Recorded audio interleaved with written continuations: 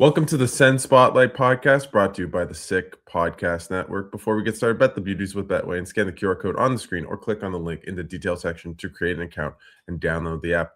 Must be 19 plus. Please play responsibly. Betway is an official sponsor of your Ottawa Senators. Also, don't forget to like and subscribe.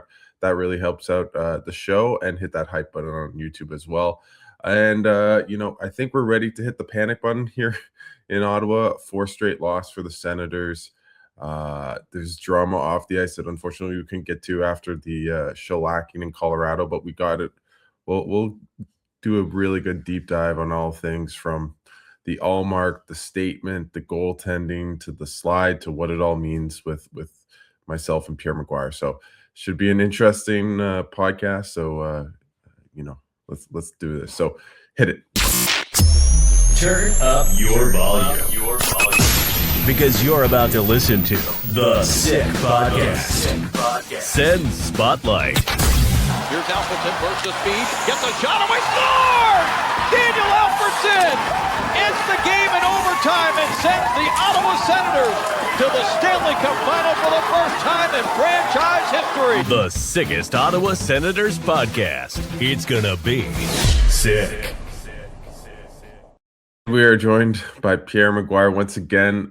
Just what were your thoughts on last night's game and just where this team's at right now? They're a team looking for confidence. They're a team that clearly has to win the special teams battle because that's how refined and finite the lines are for them right now. They lose that last night, 2 for 4, Florida was on the power play. 0 for 5 was Ottawa on the power play. They lose the special teams battle. They lose a game by 1 goal. They also get less than 20 shots on goal. When you have 5 power play opportunities, just go by that math. If you're not getting at least 2 to 3 shots per power play, you're not winning with 5. So there are issues. There are issues there. I think part of it's off the ice, part of it's on the ice. The penalty kill hadn't been good all year. We've talked about it ad nauseum. No. And I know they don't want to hear this. I get it. I walked the same walk they've all walked a ton about the coaches. At some point, if it's not working, even though it's tried and true formulas that you've used in the past or put in the past, it's not working with this team. Like, do I need to take a sledgehammer to show you? So they've got to refine some things. I think there's got to be some new messaging going on, and for whatever reason, it's not working. The quote, Travis Green had a really good post-game presser, and he said, we lacked that little bit of desperation. And you talked about how it's not like they didn't play hard, but it's that extra 5% to win, to play really well and desperate for 20 out of 20 shifts, not 18 out of 20. And It feels like all season they've missed that little percent that is the differentiating factor in these games. They're not losing games, like outside of the Colorado game, of course, which was a shellacking. They haven't been losing games by these huge margins. It's always a 1-goal game or a 2-goal game. Like, they're always in these games out playing teams. Last night, that felt like a team. You talk about the travel. You also talk about the emotional baggage of everything that's gone on the past couple days with the Allmark stuff and the statement. And it really feels like this team is worn down. It feels like you see that in the effort last night, where that was pretty, abnormal for a team against playing against Florida, a division rival, and really kind of being not lifeless, but just there wasn't that cutting edge that, at least in a lot of times when Ottawa's been losing, they've been dynamic. They just haven't been able to win. Last night was not the case. No, that's a great point, and I agree with that. It was a quiet building too. I think you would agree with that. Outside of maybe the Batherson goal, which was a deflection off the Giroux shot, and they sensed there might be a comeback in the making. Outside of that, it was a pretty quiet building, I thought. And, I watch it because I'm passionate about the group. I want the city to do well. I want the fans to have a great time watching this team. And I'm saying, and this is a Florida team that's really banged up. This is a Florida team that's been suffering big time. This is a Florida team that only played 3 lines last night. If you look at the ice time differential, their 4th-line players played less than 8 minutes in that game. Like, bad. That's not a deep team. And they were able to find a way to win because everything you said before about urgency, about caring, about committing, watch the reaction post-game if you haven't seen it to the Florida Panthers after they win the game. It's almost like we did it together. It's relief. We're happy. You know, we haven't seen that from Ottawa in a long time. You know, you lose 4 straight at any juncture of the season over an NHL season because of the margins. That's tough because that's 8 points in the standings that have completely evaporated. And now you are in the middle of January, and you know where I'm going with this, Alex. You've got Vancouver coming up, and you're at the Rangers. That's the last back-to-back you have in January. You have to win both. Yeah. I'm not saying you got to get a point. You want to get back in the race, you have to win both. Because look what Toronto's doing right now. They're surging, and Nylander's back. Look at what Detroit is doing. They are absolutely surging. They had the loss weekend with Pittsburgh a few weeks ago to start January, where in their last game they only had 12 shots on goal. I don't know what Todd McClellan said to them, but man, oh man, they've been a juggernaut since. They are crushing people. They crushed Montreal last night, and Montreal didn't play a bad game. So you put it all together, and Tampa's just steamrolling everybody. So if you're Ottawa right now, you have no choice but to put 4 points in the bank in your next 2 games. And if you don't, you need to, as a management team, start to evaluate what you're going to do in terms of trades, because you need to clear the decks. Yeah. Because you're not making the playoffs. No. This team, you know, you look at Buffalo, right? Early in this season, yeah, they need to go streaking to get back in the race. The Senators now are an 8, 9, you know, maybe 7 if they're lucky, win streak away from being back in the hunt. Like, it's not just they have to play pretty well and collect a couple points. Like you said, on this back-to-back against Vancouver, New York, they can't just go get 3 points. No. They need to get all of them. They got to win 4 points. They got to win both games. And so right now you're in a situation where the only way out is just win. Mm-hmm. There's no moral victories. And that's the thing that, you know, I get where Green's at, where he's trying to kind of say, hey, like, I'm not trying to be too, you know, kind of get too outraged by my team's performance. I want to keep the calm, you know, the waters calm, especially with everything going on. They need that intensity. They need to be like, we can't fricking take a loss right now. I don't sense an urgency with this team. And again, we'll probably get into the other stuff that's surrounding this team later, but I'm at a loss. I think, you know, you look at last night's game, the PK was bad. I don't know why Nick Jensen is on the PK. I thought about all 3 goals. He was at least somewhat at cause for them. I'm not trying to, you know, great guy, but he's a big issue right now with this team. I would put Matt in. I don't think he's a world beater, but he's a better PKer.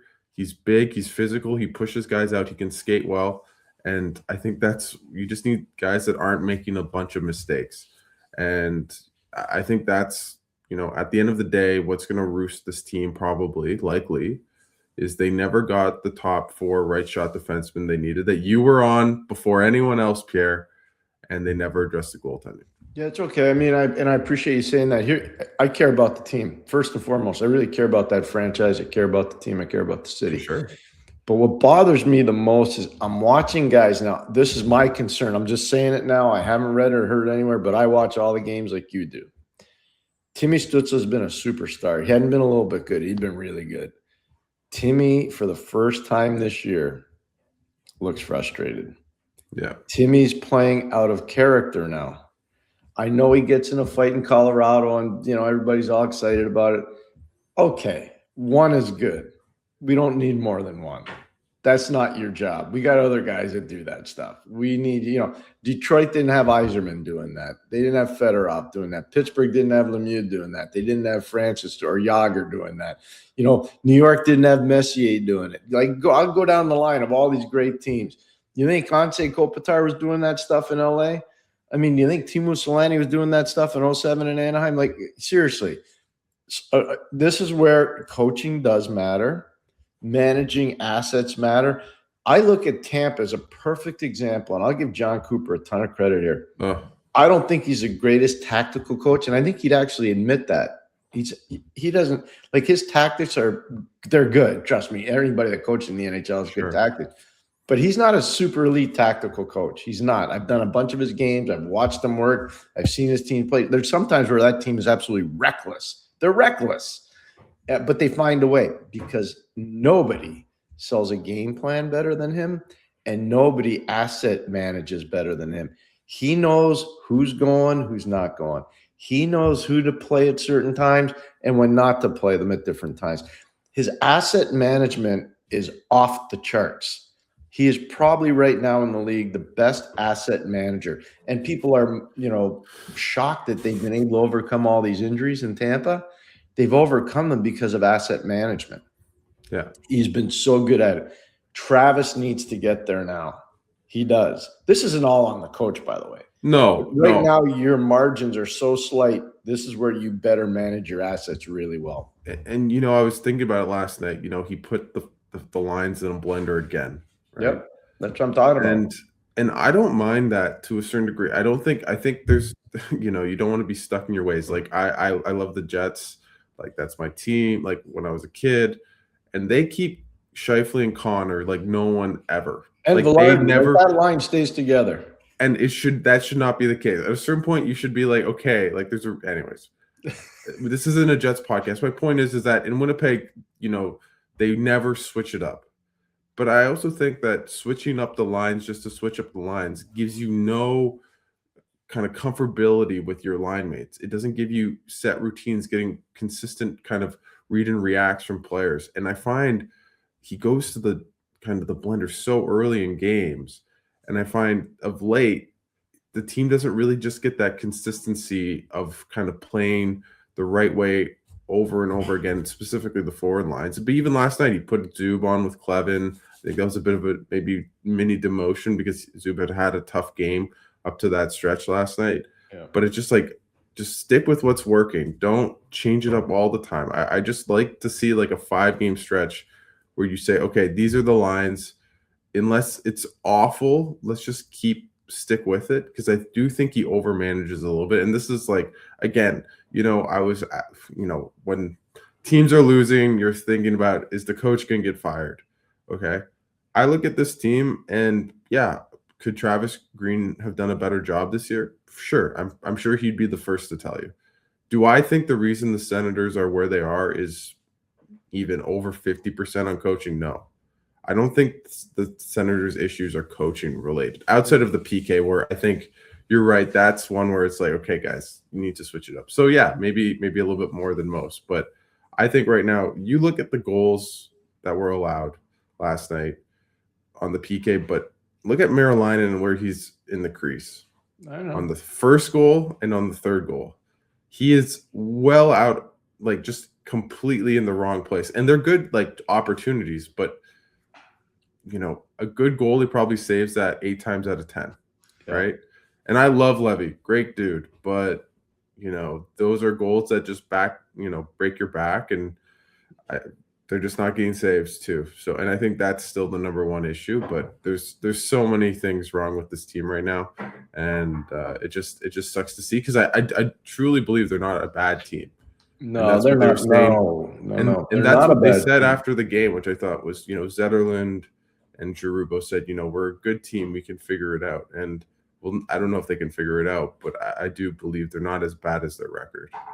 What Michael King should do today, and I think he's the best video coach in the league. I really do. I mean that sincerely. He's going to the Olympics to represent the United States. It's a great testament to how good he is. I mean that sincerely, because he has no tie into Mike Sullivan or John Hines or David Quinn. He has no tie into any of those guys. And Michael's going, and he's really good at his job. I've worked with him. I've been in the trench with him. I have so much respect for him. He should make a tape today, and it should be 3 straight games of Florida Panther penalty kill and how they're good on the penalty kill. And they're doing it without Barkov. They're doing it without Nosek. They're doing it without some really big-time Kulikov. They're doing it without Marchand. big-time Marchand, without big-time penalty killers. So why are they able to do this? So Michael should present that. It should be about a 2 to 2.5 minute clip, so you don't lose everybody's attention, and present it to the coaching staff and said, hey, just want you to see this. And if anybody reacts poorly to that internally, then you got a problem with your staff. But I don't think they would.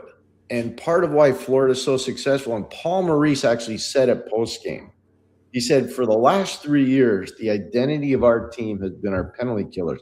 And the reason why is because it allows them to play the smash mouth street fight. Every shift is going to be in the alley brawl kind of a team. So they've been in the final 3 straight years. They had 9 guys go to the 4 Nations last year. They're going to have 8 guys go to the Olympics this year. They play a certain way. And Paul Maurice has instituted that. But Sylvain Lefebvre has run the penalty kill. And that penalty kill allows them to play to their style. Yeah. Ottawa can't play a robust, physical, nasty game because if they take penalties, they're going to be losing. They've got 2 to 3 goals to make up every game. Every game. Yeah. And I would say long way around. This, I'm trying to take the fans inside what should happen. I'm not saying it will happen, but it's what should happen. And my biggest takeaway on that is, and this is for the journalists that you are, the question needs to be asked. Have you ever thought about changing your penalty killing scheme? And if so, what do you want it to be? Because that's what, if there's one thing that irks me the most about their team, it's that. I asked them at the beginning of the year when it was like they were, I don't know, 9 for 17 on the PK or something like that. And I asked a variation of that question to Travis Green. Yep. And he basically said, yeah, we could be better, but I like what we're doing. A version of that. Like, I'm paraphrasing. You still like it? He felt that,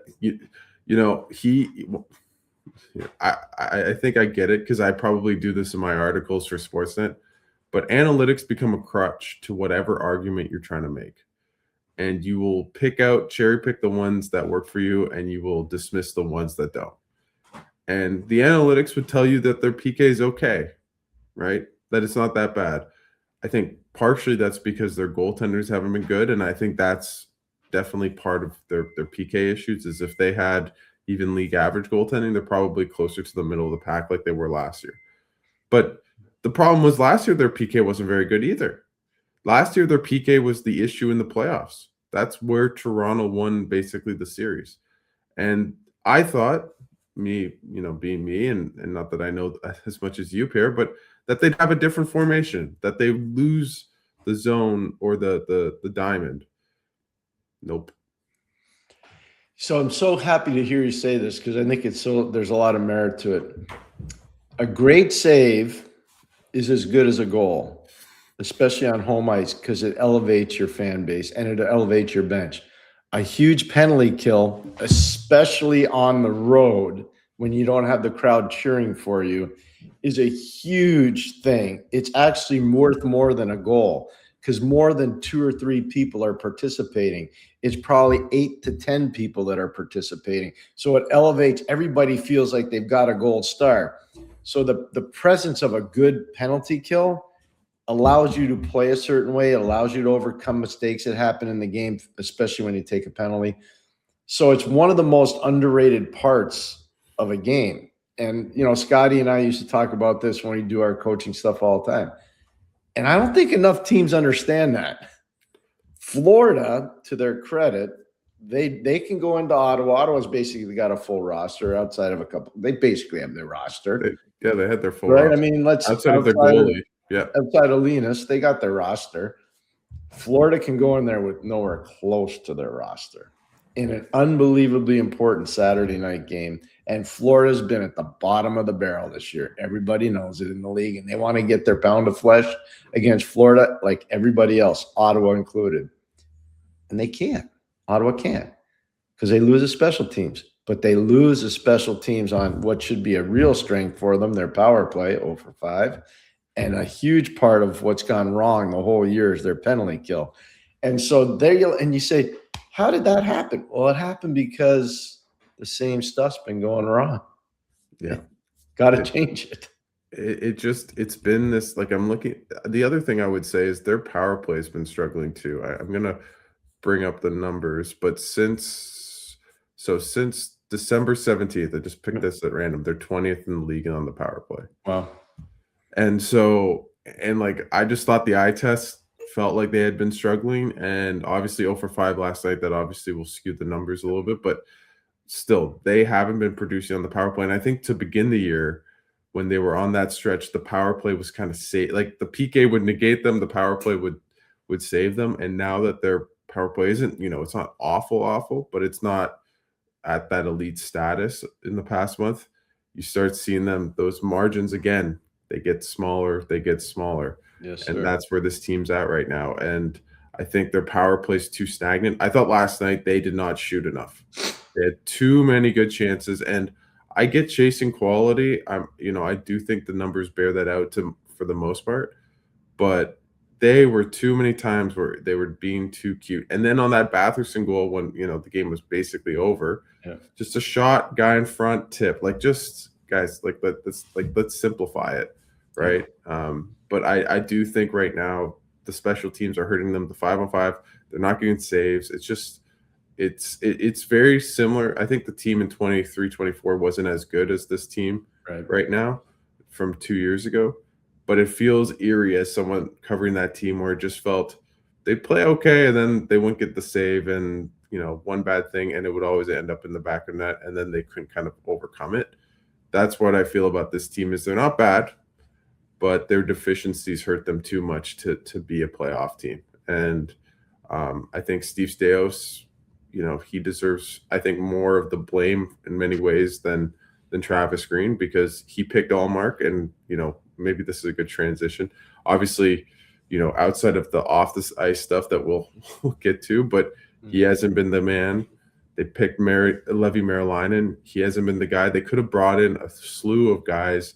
They could have brought in James Reimer, right? And obviously, I also think that's poor timing. You saw, or it's announced during the second period. He has baggage from the stuff he's done, with the LGBTQ stuff, and people are allowed to do what they want. But you have this controversy, and now you're just bringing in someone else that the fan just not. I'd say it's a little bit of a shit show right now with how they've handled it, and here we are. So it feels like it kind of mirrors the season, and I think if you put the blame pie, I think Staios deserves more than Travis Green, but everyone has a hand in it too. Yeah, I think that's fair. I don't think you're being rude or unprofessional with that commentary. I think you're actually spot on. I think they've kind of overrated. They're a little like the New York Rangers. I think they've kind of overrated some of their players too. And that's why I brought up what I brought up about the right side of their defense at the start of the year. I'm looking at it going, this is a fundamental flaw for this group, and it's going to be exposed. And I know I said it to you right at the start of the year. Yeah. And you could see it. So if you're evaluating your team, and I do that for every team, it's not just Ottawa. Like I said about the Rangers before the season started, because everybody's all excited about the Rangers. I'm like, not so fast. I said no organization overrates their players more than the New York Rangers, and most of those guys aren't that good. And they still got bad feelings from what happened last year with Trouba, with Kreider, with Barclay Goodrow, with a lot of the rumors about Zibanejad being traded. Like they created some major controversy internally, and the leakage that comes out of their front office in New York is gross. Yeah, it's gross. Yeah, that's not the issue in Ottawa, leakage. No, that's why. So I'm trying to do the comparable. So Ottawa, I think, like the Rangers, kind of overrated some of their guys, but they don't have that same leakage. So now we can get to what I think probably a lot of the listeners are wanting to hear about the, what were your thoughts on just the Sens putting out that statement about the rumors involving Allmark and other players on the team and everything? I wish they would have called people that actually know how to deal with public relations stuff. I'm not sure that ever happened. And if it did, then whomever recommended that they do that probably shouldn't be asked for advice again. I know what the player said, and I respect Brady a ton, as you know, and I really respect Timmy a ton. So I understand what they said publicly, and I respect them. I'll never, ever not respect both of those guys in particular. But they don't understand the reality of what that presents. Maybe in the room that sounded like a good idea, but in the public domain where you have to sell tickets and you got to be a shining star in your community, that wasn't good. And it broke my heart actually to see that when it came out, because you just fueled the fire. What probably should have been done, and this is just my thought about it, and I thought about it when I saw that. I'm like, he should have gone in the room and he should have made sure it was just players and coaches, nobody else.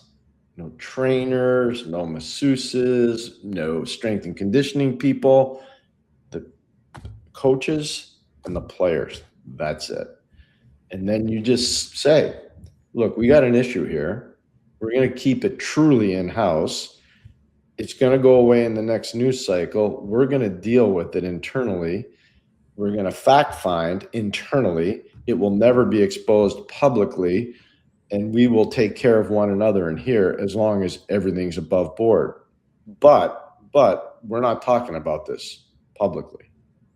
We're not. And they chose to go another way, and look what happened. Can I say, this is, just want to caveat it, this is not based on inside information. This is just my hunch. Mm-hmm.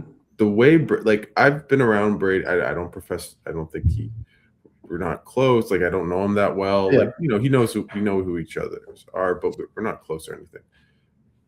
The way he reacted in that presser, he was livid. Mm-hmm. Absolutely livid. And I don't think it was about the statement that he was livid about. I think he was livid about, whoever, X account posted that thing that gained some traction. And I will say that day before that post, I had a bunch of people reaching out to me being like, it was swirling. They were in Ottawa circles, a lot of people were hearing the same rumor. Okay. And my gut tells me that Seven and maybe a couple other players on the team were fuming about the rumor being on social media. And they go to Steve Staios, or probably not Travis Green, but they go to Steve Staios and they say something about this fucking thing. And Steve Staios is in a predicament where he wants to defend his players, but does he make a public, outcry or public statement about it? And to me, it was, someone coined it in the press box last night. I think it was HR over PR. It was, let's get the house in order. Let's fix everything. Let's make sure we can kind of galvanize the group together. And if they feel like they need a statement, we'll do the statement. Now, the words of the statement, when you say troll sick people, I'm like, why are you doing that? Just have a milquetoast. Hey, there's rumors here. They're unfounded. The Senators organization's appalled by the, implicit whatever. Just make it milquetoast. Just say, hey, this. But to go after it with that seems unprofessional and untoward. That's why I said what I said. That's such good reasoning by you. Again, I didn't say everything perfect when I was a coach. I said some silly things too. That's in the heat of the moment after a game. And that's what one of the things I learned that I do differently is you got to reset before you deal with the media after a game. And that's where it's really important to have good assistants, good PR person. And I should have known better in some of mine, because I had learned from Scotty in Pittsburgh and Bob Johnson in Pittsburgh that after a game, take a deep breath. What's the message that you want to put out? What player do you want to praise? What player do you need to protect? What did you like about the game? How are you going to make sure you don't attack the officials, but still get your point out that you need to have better officiating? So you would present all these questions internally before you'd address the media. And I learned from the best, but when I got into the heat of the moment as a young guy coaching an NHL team, sometimes your emotions kick in and your brain turns off. And so you get into the arena and you want to hit back. And that's where you get in trouble. And that's why that troll comment, that's something that you would do in junior hockey. It is. It's something, because in junior, nobody's really paying attention except for your fan base. In the NHL, everybody's paying attention to your message. Everybody. And you know what? I was thinking about last year, what this team did well. I think that they kind of got out of bad habits was riding those emotional waves. Yeah. Very even keel. And I don't know if this team's rode the waves like crazy, but they don't feel like they're as even keel, or maybe they're too even keel. But my point being is that almost emotional facet of their game feels a bit off. Travis Green talks about they're not desperate enough. It's like they should be freaking desperate. It's mid-January and you're now 7 points out of a playoff spot. Yeah. Right. And that almost attunement feels off with this team right now. And that statement, like, to me, I love the PR people. Like, I have deep relationships with them. I don't know this for a fact. I don't think it was their decision. That's how I believe it, because I know them well enough that I don't think they would put that out. Like, I don't think they'd be the ones like banging at the door. We need to put out this statement. Right. I think it's a GM, players that felt aggrieved and felt they needed to say something. And sometimes the best action is inaction, right? And most people didn't know it. I will say people talk about, like, it was on Twitter. 2% of the world's on Twitter. Like, no one knows about this stuff. And then you post a statement and then everyone kind of reads between the lines or sees the tweet or whatever. And then is like, oh, what happened? Like, what are these rumors, right? My phone, I can tell you right now, like, I try to sit in my office where I am right now, and over to my right, I watch all my games, or not my games, but I watch all the games, and my phone just kept going. I keep my phone on a charger right next to my computer.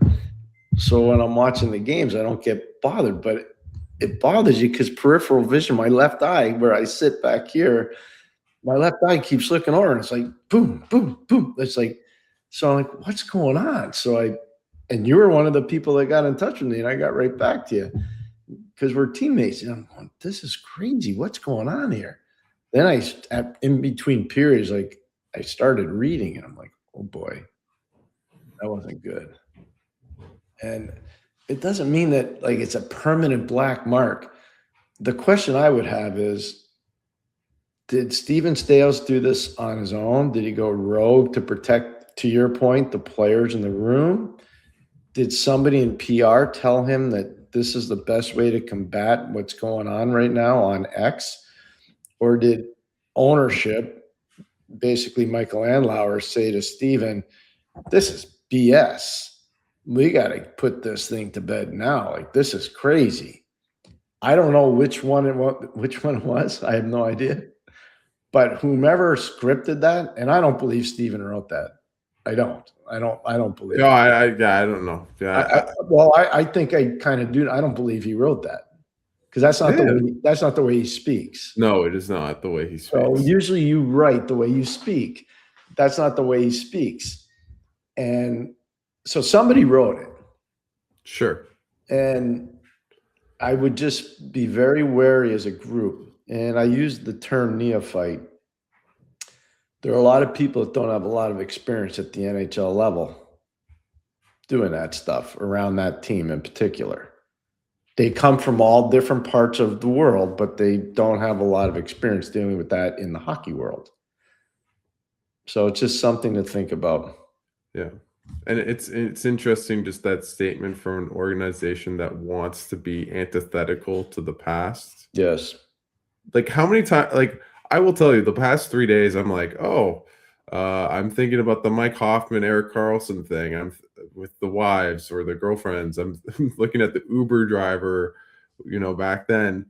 Like, we're 2 years in. We have the mascot. We have, them. They've signed players who've had interesting backgrounds, or, to say the least. The team's in a mess right now. Who knows what happens with Linus Ullmark, right? I think, like, I forget who it was, but someone said, it was one of the insiders said, we'll see if Ullmark's back and, by the end of the year, like calendar year, right? Like, who knows if he's back with the team this season at all, ever. Like, I don't know. Like, it's just a complete mess is my point. And that's what it felt like in 2018, 2019. And we have revisited that 2 years into the Andlauer era, right? The Staios era.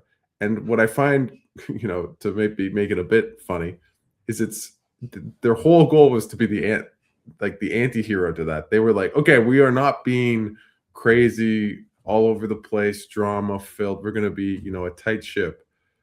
And, who knows? Things change quickly in the NHL, as you know.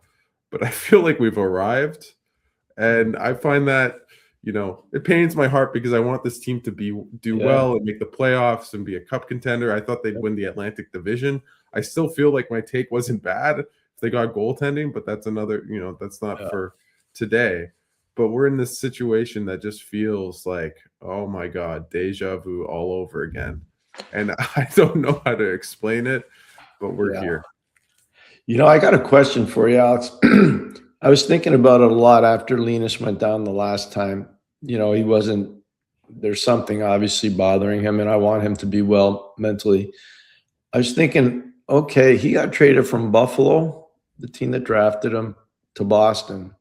That's a big division rival. There are not a lot of Boston-Buffalo trades that happen over the course of time. There just haven't been. Then he gets traded by Boston to Ottawa, another division opponent, in a situation where there's been bad blood between Ottawa and Buffalo since Zdeno Chara got signed by Peter Chiarelli, Ottawa filed tampering charges. So there've been bad blood for a long time. We're going back to the early 2000s when that happened, or mid 2000s when that happened, 2007, I think, or 2006, if I remember. Yeah. So the question I have is, how many times has a quote unquote starting goalie been traded within the division in the last 20 years? Not once, but twice. So that's one question I have. And then the other question I have is, if he's the only one, why? Why is he the only one? Why are teams not afraid within the division to move a goalie? Because I can tell you right now, teams are always reticent to make trades within the division. Like what shocked people in the hockey world last year was Cousins for Norris, or Norris for Cousins, depending on what side of the ledger you were on. It shocked people. It maybe didn't shock people in those two markets, because I think Buffalo wanted to move Cousins, and I think Ottawa was trying to make a statement, and they were worried about Josh's health. Well, Josh Norris went healthy. I think people are seeing, holy moly, this guy can play. Like you talked about Buffalo and what they're doing, stringing wins together. Josh is a huge part of that. He's a massive part of it. So my question is, and I haven't seen anything about it, how many goalies in the let's just go from after the lockout, the salary cap era. How many goalies have been traded within their same division, not once, but twice? And I was thinking about it the other day, and I'm like, I can't think of anybody that were direct, like that was the deal twice. So I just wonder if those teams knew different things that we didn't know. Yeah. I want to be careful with what I say. You hear things, I would say. I also think, like, with this and whatever's going on with Allmark, I've heard so many like variations of like 40 different stories that I don't know. And if you know a little bit about Allmark, he did a great feature with Christine Simpson from, I think, 3 or 4 years ago, and his dad was an alcoholic and how it affected him. He's talked about mental health. He's given back. He's unreal with kids. If you ever see him, like, I think people are complicated people, is what I would say. And, Allmark is a guy that can be just glowing, like you're around him and he's awesome.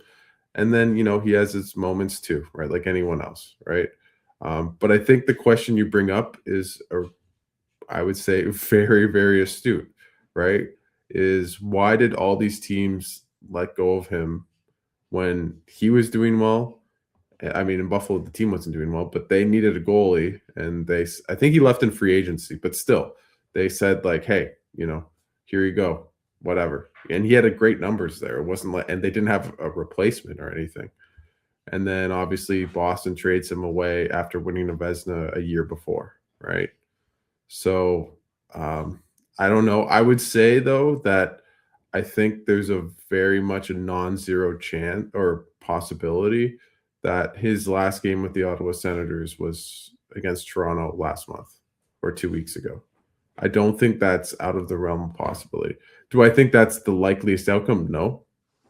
But from what I've heard and what I kind of read between the lines, I wonder if that's the case. I don't know. I don't know what that's going to be like if he comes back in the room with everything going on. I can't tell if he's beloved or if he's, there's something, not to the story, but just there's something, a weird dynamic within the team. And obviously it's gone public. Likely, as we've talked about, the players wanted to make a statement about the rumors and stuff. So what's that whole dynamic like for a goalie coming in after the team's posted a statement about, these unfounded rumors? But it's just this weird dynamic, this weird situation. And on top of it, he hasn't been good this year. He's been statistically the worst goalie in the league. So you can't really trade him because he's making $8 million. You can buy him out, but then you buy him out after defending him publicly about these rumors. And maybe it has nothing to do with him. I'm not saying it is, but I'm just saying, like, you talk about like the PR look. That's a weird look. You say, hey, nothing to see here, but we're buying him out. It's like, well, we want everything for his mental health, but we're going to buy him out. Again, they might never buy him out. I just mean they're in this weird situation where I don't know how they get out of it. I don't know how they go through it. I guess the best scenario is he returns, he takes care of whatever he needs to take care of, and then he's healthy and he plays the way he did 3 seasons ago with Boston. But to me, and I wrote about it, the bet on him just as a player, let's keep it to hockey, he hasn't been good enough. And now you have this big contract and the uncertainty, he hasn't played enough games, he's now away from the team. Again, if this team had an elite number one goaltender, which he's paid to be, they'd be in the playoff. They'd be a playoff team. And right now, the talent is there. There's no question the talent's there. I agree. Yeah. If the team was as tight as we've been led to believe, this would be used as a rallying cry internally. Doesn't mean they'd have to allude to it publicly, but internally they'd say, we're going to prove all these people wrong. This is not who we are. I didn't see that last night. And that was the moment where you say, we're in this together. We're going to pull the rope in the same direction. We're all going to play to our best capability, but we're going to play to our roles. And I didn't see that. And that's why I sensed the frustration from Timmy in particular. And that's the last person they need frustrated. You talked about Brady being upset in that press conference. I watched it after you sent me the intel. And that's about as angry as I've seen Brady. That's about as angry as I've ever seen. This season, for sure. Yeah, and like I was around when he had a chance to be pretty angry. And I never saw him angry like that. So they got some stuff internally they're gonna have to clean up too. But I will say this, and I'm really comfortable saying it. Anything less than 4 points out of the Vancouver Ranger back-to-back to start this week, I think that's when you got to almost look at, okay, we're going into sell mode. I guess with that, as best a transition as we can do after such a, I never thought I'd be talking about these types of rumors on a hockey podcast. But, the one thing I will say is if anyone tells me Ottawa's boring, again, I'm going to lose my mind. We are not boring, okay? I can't believe people say that. I was talking to a young lady who plays on the Ottawa PWHL team, Rory Gilday. Yeah. I had her on a podcast that I do for the ECAC, which is probably the best women's hockey league in college in the United States. She played at Cornell. And she's from Minnesota. She's from Chanhassen, Minnesota, which is just outside the Twin Cities. And we were talking about Ottawa on the podcast. And I said, it's one of my favorite places I've ever lived. I love it there. I go back a lot. And she goes, oh my gosh, it's so awesome. I love living here. I live by the canal. I said, have you skated on the canal yet? She goes, not yet. She goes, but I'm planning on it. She loves playing there. She loves living there. She's going to the Olympics. It's awesome to see somebody going to the community and talk about how great it is. So finally we were talking about different restaurants.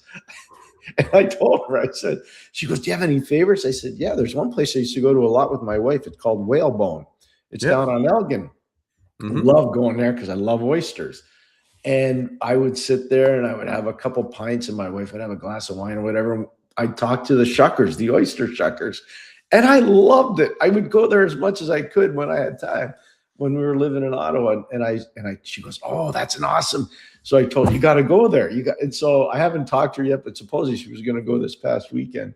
I just don't know. I think Ottawa's an amazing city. I loved everything about it. I loved everything. It's know, not a boring place. Like covering the PWHL, like being around those women. I don't know Rory because I haven't been covering it the past year or two, but like Brianne Jenner, Emily Clark, like all those girls, they love, all those women, they love Ottawa. I think it's one of those places, once you get here, you love it. Yeah. But it's, kind of almost convincing you to get here. But I completely agree. And I think I still feel okay about this team, and this, like the market, but it just feels like they take one step forward, two steps back. And it's felt like that for a long time. And it's unfortunate, but I also think this is a good team and they're in a good place. But I guess just maybe transition a little bit, just quickly. What do you do if you get to the sell mode? Who are you selling and for what? Well, you're not going to be able to sell many defensemen because you don't have a lot of internal depth on defense. So that's one place you're going to have to really pay attention to. You got, I think Jake obviously is just a special player. You can get more out of Tyler. Tyler can be better. Tommy can be better with consistency. So there's a lot to like in terms of how it's coming into the way they're identified as a group. I think up front, they're guys you can move. Like I was asked this on a show the other day. I forget what city I was in about Pinto. I said I wouldn't trade him. Like people want him, but I wouldn't trade him. They're hard to find guys like that, And if you think about it, if you go Stützle and Pinto 1-2, and let's just say you find somebody else, because I don't think that somebody else is Dylan Cousins. I don't. I just don't. And I don't think that somebody else is Ridley Gregg. I think Ridley's like Jake Evans in Montreal. He's a fourth line, really good fourth line guy. Or he can be a good penalty killer. He can be a good energy guy. But I don't see him being a top six forward. I just don't see that. Yeah. So, like, there's value there too. But there are some guys you can look to move. I mean, I just don't like putting names out there without knowing for sure. For sure. I think you look at the guys that are like, Dylan Cousins, I think has enough value if you're trying to get maybe a defenseman. I still think that is a deal that makes sense. You see guys like Greg Zetterlund, maybe Amadio, but it's like, what are they worth? Like, if you get a third round pick, it's like, well, why would you trade him? Because, you don't need. Like, you don't know what that third round pick's going to be. I'd be looking to make trades for bodies. I would. I really would. Like Halliday's been found money for them. I would love to see him play more of a role in the NHL level. I honestly think I've seen enough for him to give him a shot in the top six. Well, he's going to get that. He will. You'll see. He will get that. He's earning his way. So there's a break-in point for all young players. He's going through that now. It's not easy to go through, but you got to fight through it, and that's where he's going right now. It's like Easton Cowan. All of a sudden, Easton Cowan, everybody's like, "Oh, Easton Cowan's great." He said, "Go look at the first 20 games. He was watching more than he was playing." Yeah. So, no, but again, I think like just sucks they don't have their pick. Too like that. I think that's the killer of this season. If it goes by the wayside, it's this great draft, supposedly. No, this is a good. Last year was overrated. This one is a good draft. This one's a good. And if you have if you're giving away the 10th overall pick to Mr. Bettman, right, like that, and just losing it, or you get the 32nd pick, which I still think is probably. But you have to make me be a. If Betway told me to put some money on something, I would say, hey, I think it would be that Ottawa gets the 32nd pick in the end. But even then, that's not a win, right? That's, it's better than nothing, of course. And I still think that's probably where we land if I just had to guess. This is I get it. But still, that's a huge, like the 11th pick to the 32nd pick. Guess what? That's a huge swath of talent, right? That you miss out on. And yeah, so, but I do think you're right that if they make trades, they probably get a little bit of futures back and picks because they don't have a lot of capital, but they're not trading a player for for a first round pick, a second round pick, and a third. They It need has to be. They need real It might be bodies. a good player or a decent kind of prospect and a second round pick kind of thing to replenish the cupboards, but probably not a full like, hey, we just want to recoup draft assets. It's kind of probably in the middle, or to get that right shot defenseman that this team sorely needs. One last thing, Dougie Hamilton, I would be interested in him if you can get him pennies on the dollar. I would try to make that work, but that's probably you would like to do that. I don't see that happen. I think there'll be more interest from out west. I don't know if he'd waive to go. I read what they tried to make a deal with San Jose last year. I could see how San Jose would want him. One of the reasons why is because Mike Greer, before he went to work for the Rangers, and his teammate Chris Drury, he knew New Jersey's roster because he had been an assistant coach there. Now, Dougie wasn't there then yet, but he knew Dougie Hamilton really well. Yeah. And so there was a tie in there. And so that's why I think Greer really wanted to try to pursue that. Yeah. So it's going to be he's going somewhere. I just don't know where he's going to go. That, speaking of messes, so you got the Ottawa situation. It's more off ice than on ice. You got the Rangers, which is both on and off the ice. And then you got New Jersey, which is both on and off the ice. And what a mess that is. That's unbelievable what's going on there. And you talk about organizational expectation in both markets. I think ownership in Jersey wrote last year off saying, okay, we didn't make the playoffs. We had injuries. We'll make it this year. That's not the way it's trending now. And the Rangers, there's no way they thought they were missing the playoffs again this year. Not a chance. They should have. That team is, there's a couple teams in the league that I just never like for like multiple reasons. And it's not like a hatred for the franchise. It's just more the composition of the team. Like, I don't really like the LA Kings. I don't know what they did on their blue line. CC Dumoulin, no offense to the great Ottawa guy, Cody CC, but just not the fit for me. I think Carolina is a really flawed team that is like a regular season darling, and I never will trust in the playoffs.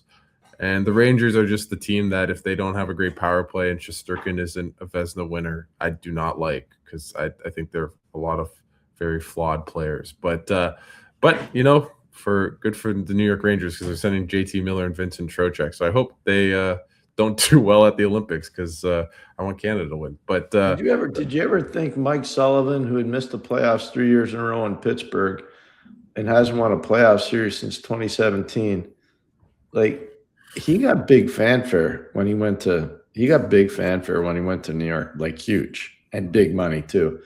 Did you ever think his team would be in this kind of precarious position that they are in right now? I never, not with Mike on the bench and with the staff that he assembled. They're all former teammates of his, David Quinn and Joe Sacco. I never saw that coming. I didn't like their team. I didn't like their team, so I don't know. Like you know the coach's realm way more than me, and so I don't look at it like, oh, this coach is gonna turn things around, because I find it kind of hard to like, where's that line between talent versus coaching? It's a bit amorphous, but I didn't like their team, so I didn't think that he'd fix them. But I thought, oh, they could maybe be a wild card type of team. Yeah. And their division's not good. Like, the Metro is just like weird. But Matthew Schaefer, I freaking love that guy. That guy could. Oh, he's superstar. Yeah. I just have a quibble with the Team Canada selectors. Like, I would have had him on the team. This takes me. I'm not saying this team's not going to win, but this brings me back to 2006. They did not take Crosby. They went with all older guys, and they had no enthusiasm, and they got steamrolled in 2006. They got steamrolled. Finland played Sweden in the gold medal game. I was there. I did every game, both on the men's and the women's side. That was the hardest Olympics I ever had to do. Trust me when I tell you, like, it was crazy. I was living in the rink. But like, I thought Hockey Canada learned our lesson from that, because they didn't bring young guys again. 2010, they brought young guys. Doughty was one of them. Yep. 2014, they brought new guys, especially PK Subban, people like that. But no, I was really surprised they didn't bring Schaefer. I was really, really shocked by that. Yeah, I would have. I mean, I get why they had Sorelli. I just Well, that's a coach's decision, but that's That's a fine. I don't have coach's- a problem with that. I like, just to think me, I get the Bedard stuff. I just would have had him as my 14th guy. Same with Bennett. I would have liked him on the team. He played so well. I would have like, had Bennett on the team, and I would have had Scheifele on the team. Those are the two that I would quibble with up front, and then on the back end, I would just have Schaefer be the only one. Yeah, Schaefer over Sanheim. That's what I would have done, or something like that. I don't like to disrespect the guys that are on the team. Yeah, I'm I know, just like, gonna they're say still good, both like, guys of are course, but on the team. For but me, it's like who replaces Cale Makar if he gets hurt? fair. There's no one on that team that can do what he and like if you have Schaefer, then he's the perfect guy. So So it's the same question for the Americans. It's the same one. Who replaces Quinn Hughes if he goes down? He'll be sitting in Montreal skating every day. Lane Hudson. I don't get what happened there, man. no. I don't get it. But anyway, But Vincent Trocheck being on the team just I like that's a lot like Sorelli. That's a coaching person Even that Miller. wants to have a Miller's been security bad this blanket. JT Miller's been bad this year. I'd like put Jason Robertson on. Like he's anyways, we can do this forever and we probably will as the Olympics approach. Well, it'll but be Tuesday. We're meeting again Tuesday. So post game after Vancouver, and then Wednesday post game after There New you go. York. Or no, is it the other way around? Tuesday. no, Wednesday? you got it's Vancouver, New York. Yeah. Yeah, Vancouver, New York. Yeah. We got Tuesday this. visit So- and Wednesday visit. Good. Yeah. So I'll be in Winnipeg. I have to do a family thing. So I'm missing my first ever home Sens game in 3 years on the job. I feel like I got out at the right time for one game, but yeah. I've done almost 2,000 NHL games as a broadcaster, and I've only missed 2. One was for my sister-in-law's wedding, which was in January, which I was shocked in Mont-Tremblant, Quebec. And the other one was because my son's team had engineered a huge upset at the Quebec Pee Wee tournament. They actually NBC said, you better go to Quebec. So I actually flew from Chicago to Montreal, rented a car, and got to Quebec. But I was supposed to be in Carolina to do a game, but they let me go to Quebec, which was cool. Those are the only 2 games I missed in my whole career. Mine's just a family matter that I have to attend to. It's not like it's something I felt I kind of had to deal with, unfortunately, but not anything against my family at all. But I think we're on the same wavelength where we need our really good kids. Our kids need to do really well. As someone that has no kids, but anyways, that's our way out of missing 2 games and 1 game in my case, which will be on Tuesday. But we'll be here for the podcast for sure, Pierre. And thanks so much for taking the time. What a podcast! What a day! Just awesome. crazy. This is so much fun. Thanks, Alex, for including me. I really enjoyed doing this. This is awesome, and we'll see you guys on Wednesday morning. And that's a wrap. Hope you don't miss us too much until next time. Follow the Sick Podcast Sens Spotlight on YouTube, Instagram, Facebook, Google Play, and Apple Podcasts.